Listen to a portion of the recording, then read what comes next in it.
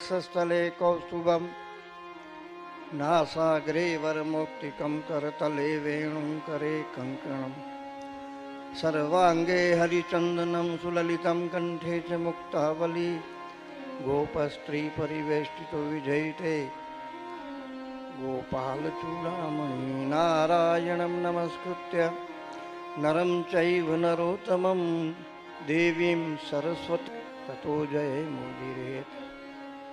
विघ्न विनाशक वंदहूँ वरदायक गणराय प्रसन्न हो हे शारदा गुरुवर लागू पाए वाल राम वर दीजिए दर्शन दीजो आए औधव राम अंतर वसो जो गुण नानक गाए सच्चिदानंद भगवान की जय। आप लोगों को लगा होगा कि एक आंख लगा दिया, अरे उसमें विघ्न विनाशक है गणपति, विघ्न विघ्न आए ना इसलिए,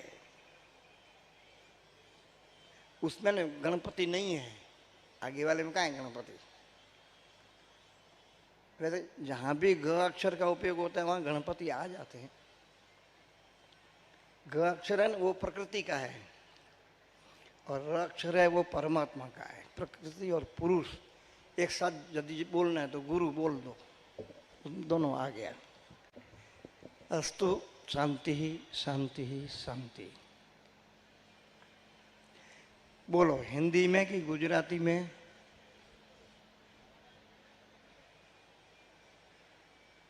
भाई जी क्या बोले, हिंदी गुजराती? हिंदी में। वो बाबा जी बहुत खुश हो जाते हैं, ये हटा दो। हाँ अब ठीक हो गया। मैंने अच्छा देखो सुनो, जिनको भगवान के अपने जो बैठे ना उसमें 3 प्रकार के लोग हैं, मैं जिनको पहचानता हूँ, नाम तो नहीं बताऊंगा, तो उनको भगवान कृष्ण के दर्शन हो से लोग यहाँ हैं। और कुछ लोग यहाँ ऐसे भी हैं तो बहुत मुट्ठी भर 5-8, तो उनको भगवान बालराम के दर्शन हो चुके हैं और अभी हो भी रहे। कुछ ऐसे हैं जिनको औधवराम के भगवान के दर्शन हुए हैं और अभी भी हो रहे हैं। तो कोई कोई ऐसे भी हैं कि वो भगवान बालराम के भी दर्शन करते हैं, भगवान कृष्ण के भी दर्शन करते हैं और भगवान औधवराम के भी दर्शन करते हैं। लेकिन ऐसा इसमें पूरे में एक ही आदमी है ऐसा कि तीनों का दर्शन करता है, लेकिन वो एक ही आदमी है। आदमी मतलब साधक। आदमी शब्द बोलना हिंदी को शोभा नहीं देता है। मनुष्य, मानव, सबसे बढ़िया साधक, उपासक, प्रेमी। तो वो भी जरा सावधानी से सुने। इसमें 2-3-4 लोग ऐसे भी हैं जिसको मैं ये कह सकता हूँ उच्च भाषा में, तो वो बोधवान है। तो एक आधा उसमें ऐसा भी बोधवान है कि उसको संपूर्णतया परोक्ष, प्रत्यक्ष, मंद अपरोक्ष, दृढ़ अपरोक्ष, साक्षात ऐसा भी है। एकदम तो साक्षात नहीं कहूँगा, पर ऐसे हैं यहाँ। आपको आश्चर्य लगेगा। आश्चर्य की कोई आवश्यकता ही नहीं है, क्योंकि भगवान बालराम औधवराम के श्री चरणों में तो जितना भी मैंने बोला वो सब संभव है। वो खुद आश्चर्य मूर्ति है। क्या है?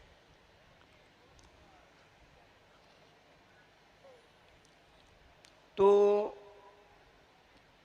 कल या परसों मैंने बोला था श्री कृष्ण दर्शन लालसा, ऐसा बोला था। और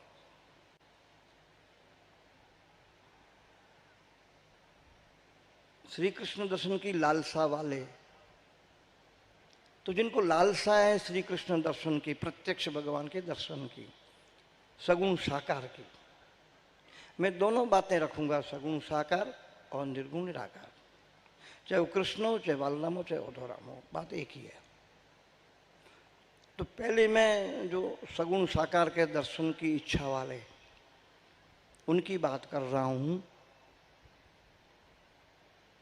तो उसके लिए मैंने वैसे प्रत्यक्ष रूप में 9वें स्कंद की कथा तक बोला था कि जो 9वां स्कंद तक की भागवत की जो कथा है वो श्री कृष्ण दर्शन लालसा की इच्छा वालों के लिए है। इसको बोलते हैं अधिकार लीला। चतुष्टय जो साधन है ना, तो उसमें अधिकार है एक। तो अधिकारी कैसा होना चाहिए? उसके 4 साधन हैं: विवेक, वैराग्य, खट संपत्ति और मोक्ष की इच्छा।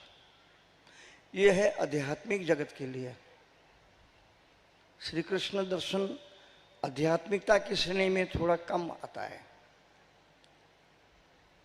तो यहाँ ऐसा चित्तवृत्ति, ऐसा अंतःकरण हो कि जिससे वो कृष्ण दर्शन हो जाए, जो चाह है वो पूरी हो। तो वो पात्रता जो है, मुख्य पात्रता तो लालसा की है, वो तो है ही है, और साथ साथ में कुछ और भी चीजें जरूरी रहती है, साधन, पात्रता, योग्यता, कुछ इस प्रकार के गुण। क्योंकि जिनका आप दर्शन करना चाहते हैं ना, तो हमारे जैसे नहीं है। जन्म कर्मच में दिव्यम एवं यो वेति तत्वता। श्रीमद् भागवत जी का श्लोक मेरा बहुत प्रिय है, और अभी तक जितने विद्वान हुए हैं तो इस श्लोक की व्याख्या सबसे बढ़िया, सुंदर, श्रेष्ठ, मन भावन व्याख्या गीता प्रेस गोरखपुर के संस्थापक या कल्याण के संस्थापक भाई जी के मित्र जयदयाल जी, भगवान का प्राकट्य हुआ तो वो भी मैंने बोला था। किसी के सामने भगवान कृष्ण के दर्शन हो गए, भगवान बालराम को देख लिया, भगवान उद्धवराम को देख लिया, ठीक है, ऐसे हैं भी। तो वो लोग थोड़ा सुन लें।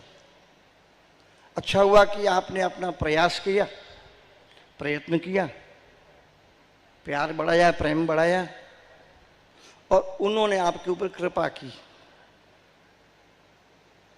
और सामने आ गए, या सामने आते भी रहते हैं। बराबर बोल रहा हूं? यहां तक श्री कृष्ण दर्शन लालसा, बालराम दर्शन लालसा, उद्धवराम दर्शन लालसा का परिणाम आपको दर्शन हो गया है और हो रहा है, ठीक है। तब उनको क्या करना चाहिए आगे? बलराम का प्रागट्य हो गया कल, कृष्ण का प्रागट्य कल हो गया, कल हुआ ना, परसों हुआ, जिस दिन हुआ हुआ मेरे को भी याद नहीं रहता है। आगे की यात्रा का क्या करेंगे? इसलिए भागवत जी के 10वें स्कंद का नाम भी यदि दृढ़ हो जाती है बहुत ज्यादा, जो जिनको पता है उनको मालूम रहना चाहिए ये,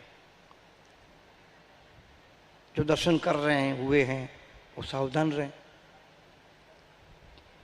सांसारिक वासना क्या, दैविक वासना भी नहीं, सिद्धियों की, भौतिकता की, ऐश्वर्य की भी वासना नहीं तो वो वासुदेव चला जाएगा। वासना फिर वासुदेव सामने नहीं आता है, काली पट्टी आती है। तो ये सतर्कता। उसके बाद में वो बकासुर है, ये आडंबर है, बगुला है। तो जिसको दर्शन हो गया है, दर्शन हो रहे हैं, वो कभी भी आडंबर न करे। आडंबर का 2 परिणाम हैं, एक आडंबर हो जाएगा और या फिर आपके अंदर अहंकार आ जाएगा कि मुझे दर्शन हुए हैं, मुझे दर्शन हो रहे हैं, तो आप नीचे आ जाएंगे। तो ऐसा कर्म मन में न ले, गड़बड़ हो जाएगा। अघासुर, अघ मतलब पाप, मनसा वाचा कर्मणा, इससे बचे। क्रिया है, उसको बचाना है, संभालना है, सुरक्षित करना है, उसको संरक्षित करना है।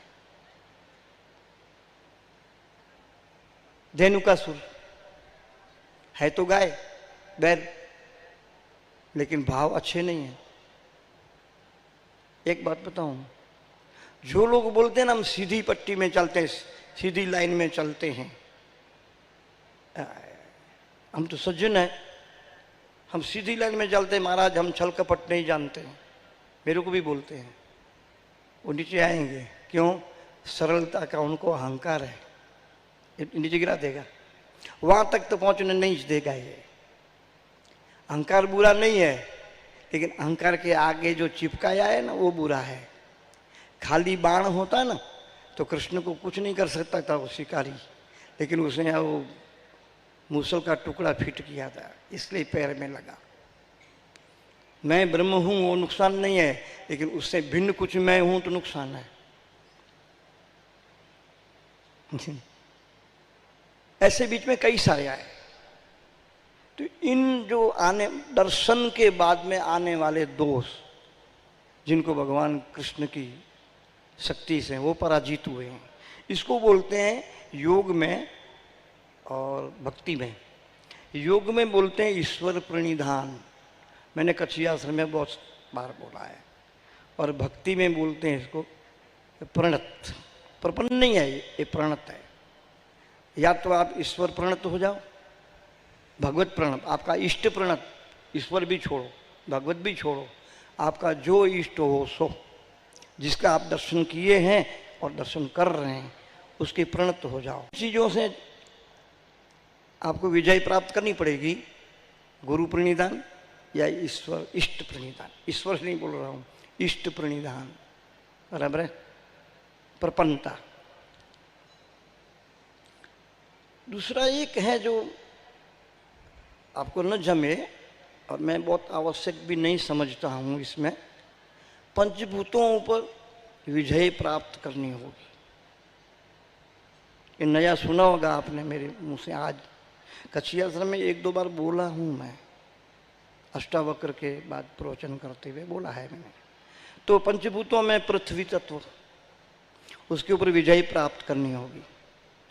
तो भौमासुर को मारा था, तो भौमासुर को मारा था, उसके ऊपर विजय प्राप्त की है भौमासुर। फिर कौन था? वरुण देवता को, वहाँ सबको भगवान का दर्शन कराया था, वरुण पे विजय है। उसके बाद में कौन है? जल अग्नि तत्व। आपको पता है सरकंडों में आग लगी, गाय भटक गई, भगवान कृष्ण ने दावानल को पी लिया, तो उसमें आगे अग्नि तत्व। उसके बाद में वायु तत्व है, कल कथा करी थी, बोला था कोई एक चक्रवात आया था, कोई तृणावर्त, तृण आवर्त, घास के तिनके, गौशालाएं थी ना वहाँ, तो घास रखते थे। वो चक्रवात आया तो घास उड़ा, ऐसे सब घूमने लगा। गुजरात में वंटोड़िया बोलते हैं, वो एक आया था, वात के ऊपर, वायु के ऊपर प्रभुत्व हुआ।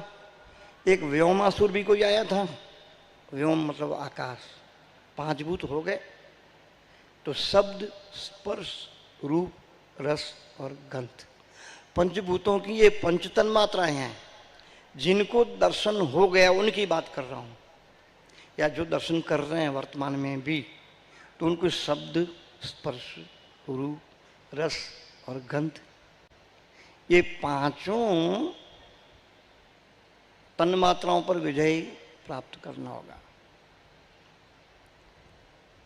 और गीता जी में भी ये लिखा ही हुआ है पांच के लिए।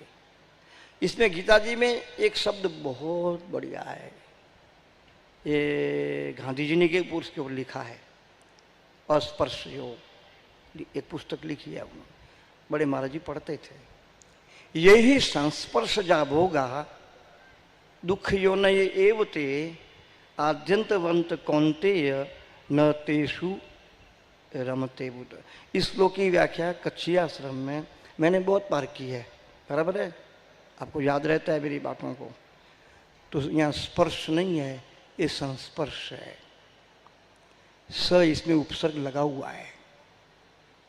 तो सब में उपसर्ग, चाहे शब्द हो, स्पर्श हो, रूप हो, रस हो, गंध हो, सब में स लगे तो अच्छा।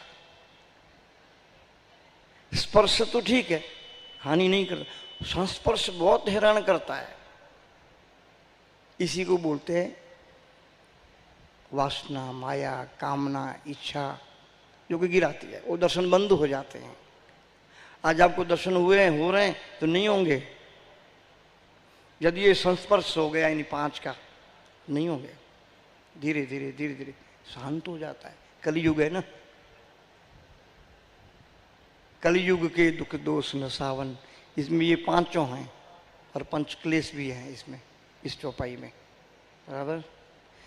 इन सबको जो है ना जय करना है। अब ऐसा करते करते करते करते कभी न कभी ऐसा आपको एक संदेश मिलेगा, ऐसे एक आवाज आएगी, अंतर्ध्वनि, जिसको वायदा बाजार बोलो, वो आपका इष्ट वायदा करेगा, अब मैं प्रसन्न हूं, एक दिन आपको रस का पान कराऊंगा। भगवान प्रकट हुए और महारास हुआ। इसके बीच का समय, बीच का काल, बीच की घटनाएं, बीच की लीलाएं, उनको आप बारीक देखना, सूक्ष्म देखना, तो पता चलेगा कि रस में, रास में, महारास में, रसराज के साथ सम्मिलित होकर के उस रस का पान करने से पूर्व क्या क्या होना चाहिए। समझ गए? यदि ऐसा नहीं है तो आपने दर्शन भले किया है, दर्शन आप भले कर रहे हैं, और रसपान आप नहीं कर पाएंगे, रह जाएंगे। स्पष्ट। महाराज के बाद में भी एक केसी नाम के दैत्य को मारा है, घोड़ा वोड़ा बन के आया था, हाथ ही घुसा दिया पूरा, हाथ फूला ककड़ी की तरह फट गया वो केसी घोड़ा बन के आया था। बाद रस के बाद में भी ऐसा होता है। ये घोड़ा है ना, ये ऐश्वर्य का रूप है। उच्च सर्व समस्तवानाम गीता जी में 10वें अध्याय में है, उसकी व्याख्या ये की है, ऐश्वर्य का अभिमान। तो मुझे दर्शन हो रहे हैं, ये भी एक अभिमान है। मैंने ऐसा रस का पान किया है, वो अभिमान है। ये कहीं अभिमान घुसा तो फिर नीचे जाओ।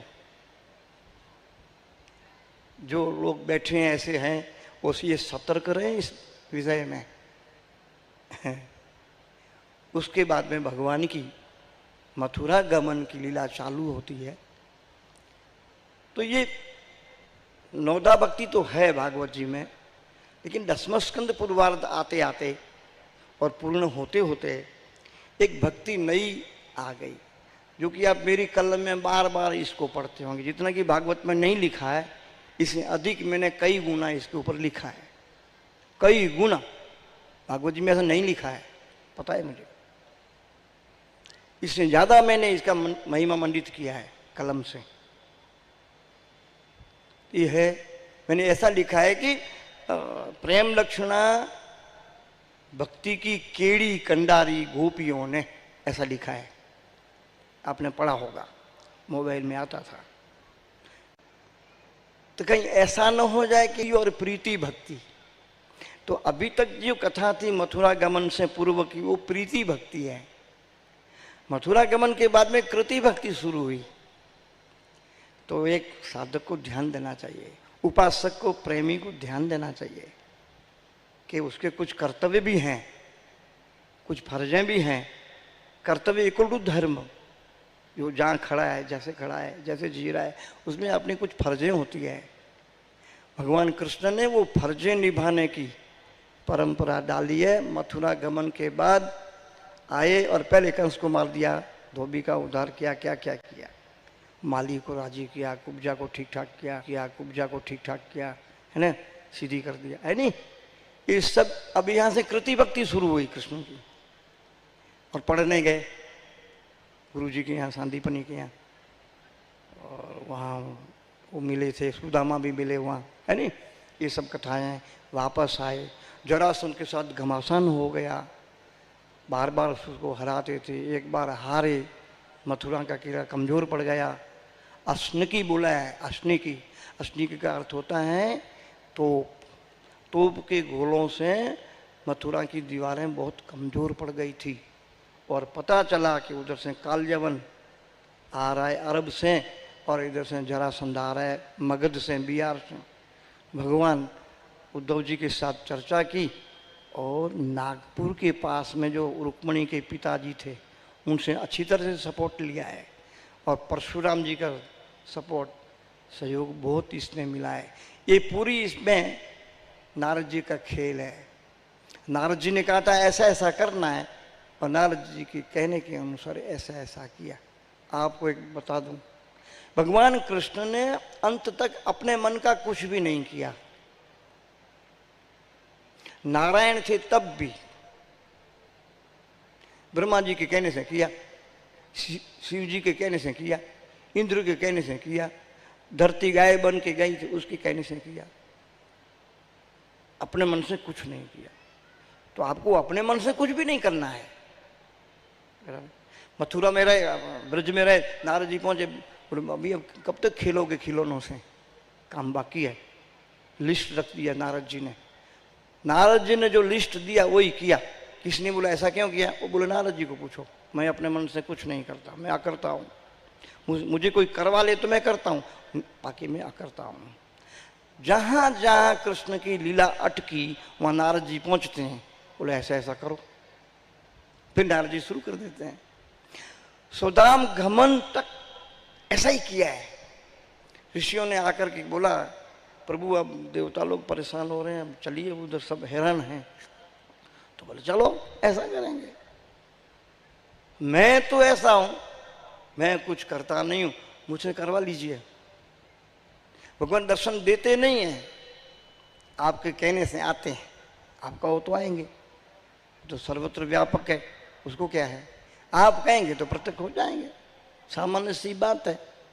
थोड़ा सा तड़प की जरूरत है, आ जाते हैं। मथुरा आए, मथुरा की लीला आप सब लोगों को पता है क्या क्या हुआ। लगभग 14 साल तक मथुरा रहे, उन सब लीलाओं को आप जानते हैं क्या क्या किया है, बराबर है। कंस को मारने से लेकर मथुरा से भागा दौड़ी हुई, रणछोड़ राय की जय हुई, चलते चलते आए द्वारिका।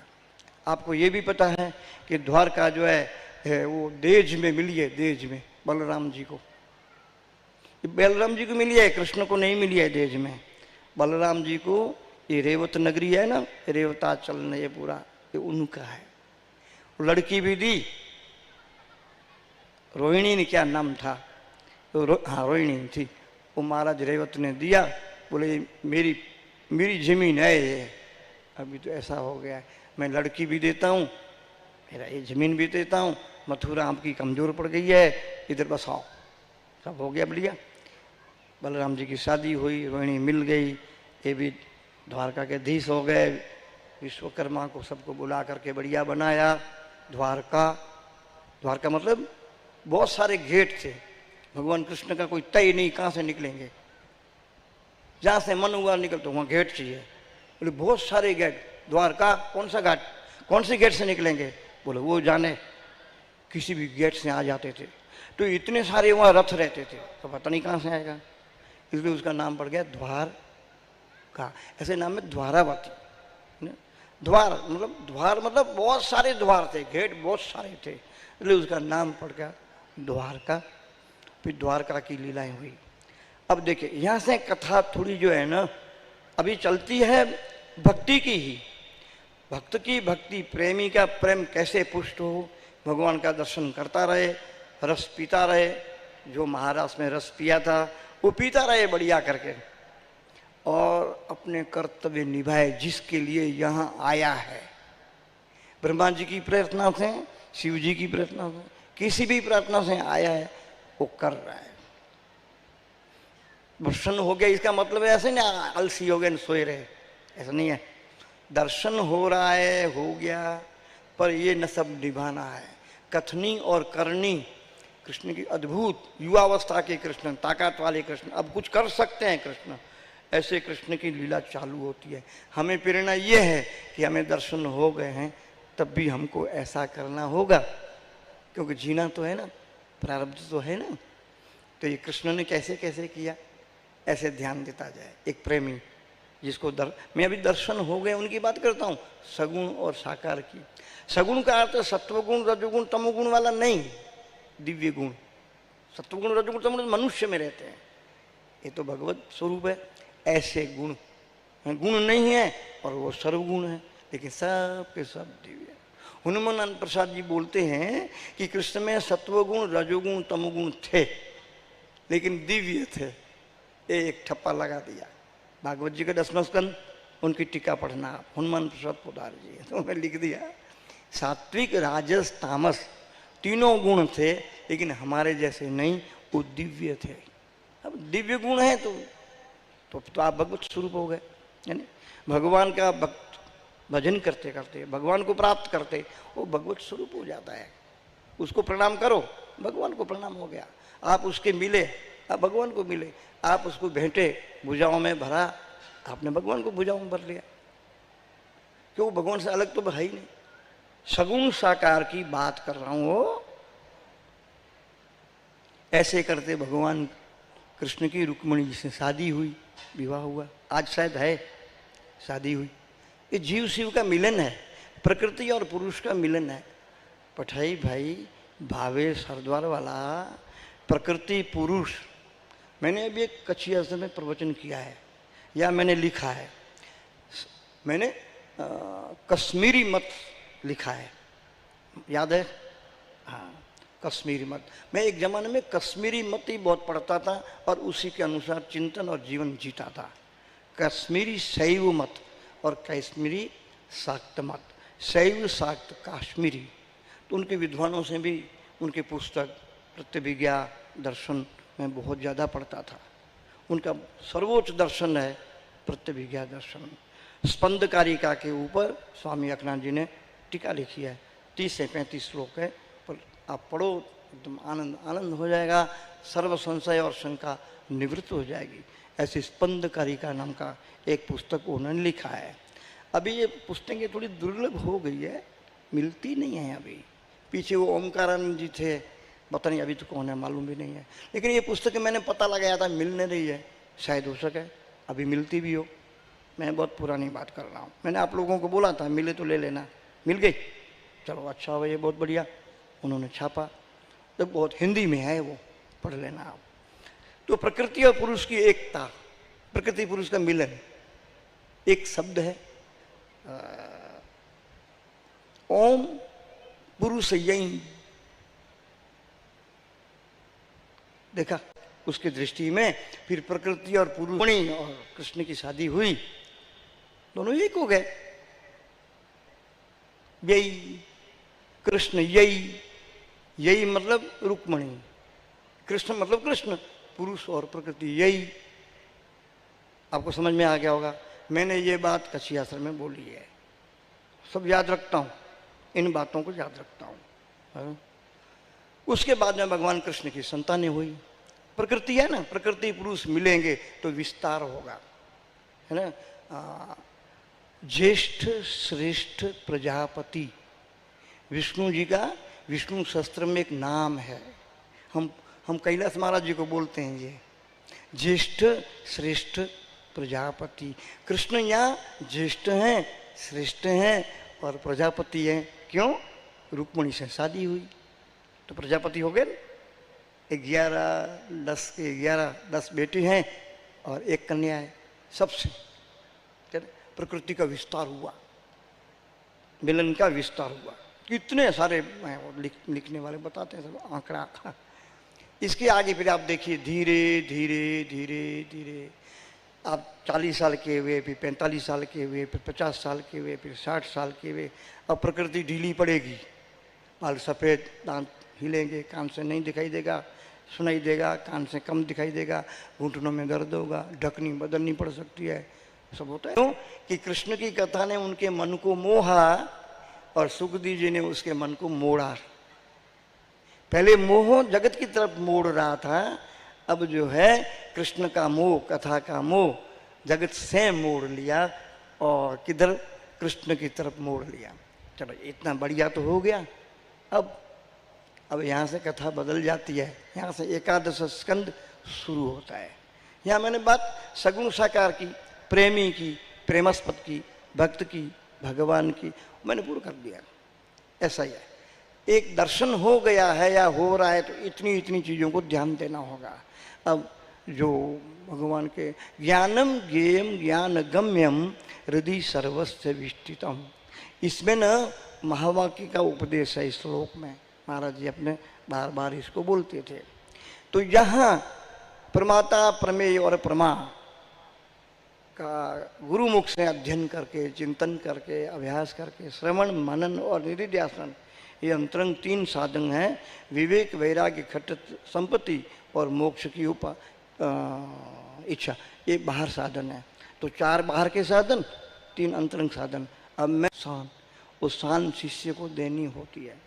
मैं जिनसे सीखा हूँ उनको स्वामी भागवतानंद जी ने, ये कच्ची आश्रम के पास जो आश्रम था रामधाम भक्तों का, इसमें एक महात्मा रहते थे, उनके पास गए थे। महाराज मुझे ऐसा अनुभव हुआ है, आप क्या कहते हैं? बोले जसोदा यही है आत्मा साक्षात्कार, चल ये मैं ठप्पा लगा रहा हूँ, तुम्हारे गुरु जी नहीं है ना औधोराम, आज मैं तुम्हारे लिए औधोराम बन रहा हूँ, यही है तुम्हारा आत्मा। ये एक तत्व की जरूरत पड़ती है, यही गुरु की जरूरत पड़ती है। साधक का काम पूरा जाता है, गुरु का काम शुरू होता है, आत्म साक्षात्कार हो जाता है, मैं आत्मा हूँ ऐसा पता चल जाता है, इसको बोध बोलते हैं। तो विवेक वैराग्य खट संपत्ति में तो आपको पता ही है कि बोल दूं खट संपत्ति क्या है। समदम उपरति श्रद्धा समाधान तितिक्षा इच्छे, ये होनी चाहिए बराबर। पर मैं क्रमबद्ध वहाँ कर दिया। अब यहाँ कितने लोग ऐसे हैं जिनको ये बोध है, वो बोधवान है, क्योंकि आत्मा बोध योगो स्वरूपवान है, तो उनको बोध है मैं कौन हूँ, उनको पता है। अब क्या करना है? बोध हो गया तो बोध में रहना होगा, जीना होगा, फिर कर्तव्य करने होंगे। यहां से परीक्षित की भूमिका बदल गई, परीक्षित बोधवान हो गए। अब बोधवान को क्या करना है, कैसे जीना है, और वो भी मृत्यु पर्यंत।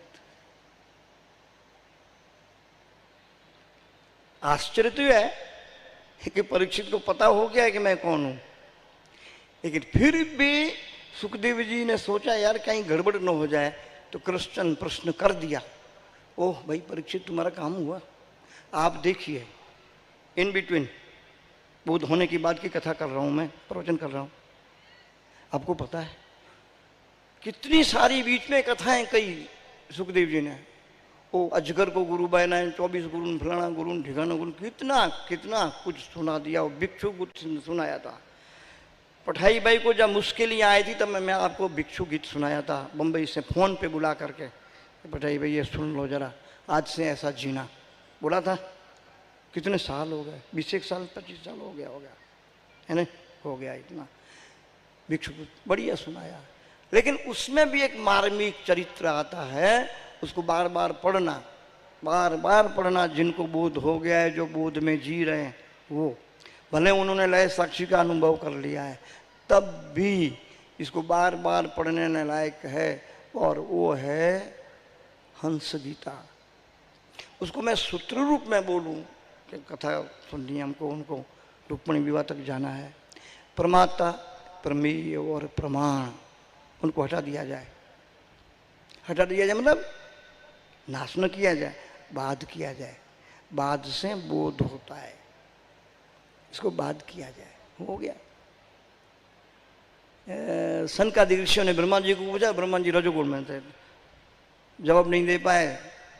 भगवान हंस मतलब बगुला नहीं, कोई महात्मा नहीं बैठे लाल कपड़े वाले, ऐसे हंस। महात्माओं में 4 प्रकार होते हैं, कुटीचक, बहुदक, हंस, परमहंस, और एक और होते हैं, उनको परमहंस से ऊपर बोलते हैं, अलिंग संन्यास वाले, पंचम आश्रम।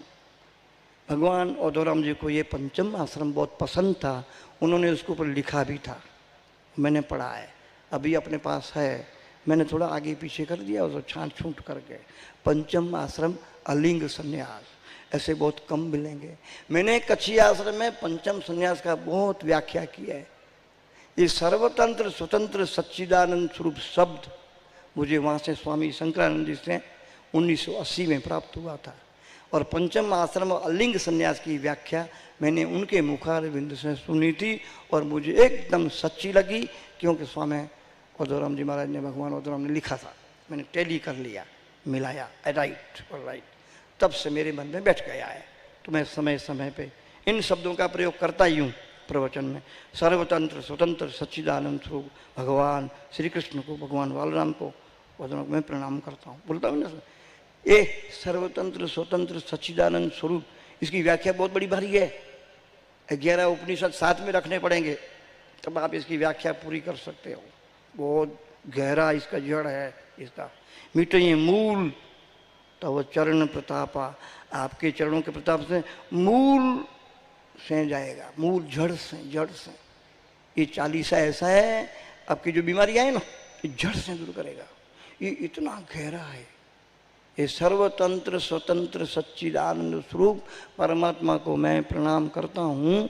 ये इतने अक्षर बहुत भारी है, गहन है, गहरे हैं, विशाल हैं, आकाश से उच्च हैं, व्यापक है, अति सूक्ष्म है, अनुरणीय, महतो महान, ऐसा है, विराट है। ऐसे करते करते उपदेश देते देते देते देते उद्धव गीता आई और उद्धव गीता में भगवान ने अपना हृदय नुसार कर दिया। श्रीमद् भगवद गीता में तो मिलावट बहुत है, आदमी उलझ जाए। उद्धव गीता में उलझने का नहीं है। उद्धव गीता उलझने का नहीं है, सीधा सीधा है, कहीं डबलिंग नहीं है, 2 अर्थ नहीं होते हैं। उस गीता में डबलिंग हो जाता है, 2 अर्थ हो जाते हैं, इसमें नहीं होते। और सब इससे भी श्रेष्ठ है अवधूत गीता, जिसमें सीधा सीधा है बहुत, लेकिन उसके अधिकारी मुश्किल है। अवधूत गीता दत्तात्रेय जी का है, कभी मौका मिले तो अवधूत गीता पढ़ लेना। अवधूत गीता ऐसे करते करते सुनाते सुनाते सुनाते और आखिरकार लगा कि सब ठीक हो गया। आरोप किया और अपवाद कर दिया। कृष्ण ने सब पैदा किया ना, यादवस्थली कर दी, क्या हुआ, पूरा अपवाद हो गया। 100 साल का अपवाद कर दिया पूरा। सर्जन और विसर्जन दोनों करके, और आधार और जो अधिष्ठान है, अधिष्ठान भी नहीं, क्यों, अधिष्ठान का अधिष्ठान आधार है। Right right. अधिष्ठान अध्यस्त का होता है और अधिष्ठान का आधार वो शाश्वत होता है, सनातन होता है, वो नित्य होता है।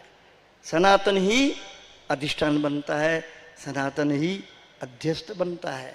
अध्यस्त किस में विलीन होता है, अधिष्ठान में। अधिष्ठान किस में विलीन होता है, आधार में। कल्पित की निवृत्ति अधिष्ठान स्वरूप होती है और अधिष्ठान की निवृत्ति आधार में होती है। तुला विद्या पहली जाते हैं मूला विद्या गुरु कृपा से, फिर तुला विद्या, फिर ऐसा ज्ञानी जीता है लेशा विद्या से। कोई कथा करता है, कोई प्रवचन करता है, कोई आश्रम चलाता है, कोई कुछ करता है, कोई कुछ करता है। वो लेशा विद्या के बल से ये चलता रहता है। लास्ट में लेशा विद्या संस्कार, कर्मक्षय, वासना, मनोनाश, ये सब पूरा होकर के साफ हो जाता है और मात्र ही मात्र परम चेतना एक शेष रहती है। और 18 से लेकर के 21 दिन के बीच में ऐसे महापुरुष का शरीर पात हो जाता है और वो सोदम गमन कर जाता है। अस्तु शांति ही। मैं शांति शांति बोलूं, इससे पहले सुखदेव जी को थोड़ी शंका थी कि यार ये सीधा सीधा बैठा हुआ है, कुछ बोल नहीं रहा है। वो बोले, ओ परीक्षित, कुछ समझ में आया, कुछ सुनना है और बोलो। सुखदेव जी ने पूछा, नहीं तुम कौन हो, लेकिन परीक्षित ने बोल दिया, प्रभु वो है सो मैं हूँ, मैं हूँ सो वो है। और वो समझना है ना, मैं जो अभी बोला वो है सो मैं हूँ, मैं हूँ सो वो है। तो आप जो है ना आनंद नाम की पिक्चर देख लेना। आनंद मालूम है, आनंद, आनंद नाम की पिक्चर देख लेना, या गाइड, दोनों में एक में है। उसमें देवानंद का रोल है। देवानंद ने ऐसा बोला है उसमें, वो है सो मैं हूँ, मैं हूँ सो वो है। ऐसा करते शांत हो गया। परीक्षित शांत हो गया, देखा वो शांत हो गया। ब्राह्मण का श्राप है, निष्फल नहीं जाना चाहिए, नहीं तो ब्राह्मण में कौन विश्वास करेगा, ब्राह्मण से कौन भयभीत होगा। सामने आएंगे, सिंह लगाएंगे। परीक्षित को ऐसा ही शांत छोड़ करके सुखदेव जी चलते बने ताकि ब्राह्मण का श्राप सत्य हो और ऊपर तक्षक आवे। लेकिन ऐसी विद्या दे दी, खाली खोखे को डंस मारा। परीक्षित परम के साथ एक हो चुका था, जन्म मरण आवागमन से, संसार से वह मुक्त हो चुका था। श्रीमद् भागवत का अंतिम जो फलश्रुति वो प्राप्त हुई, इस 7 दिन में यही सब घटनाएं घटती है और अंत में श्रोता को यही परम पद की प्राप्ति होती है। अस्तु। शांति शांति शांति।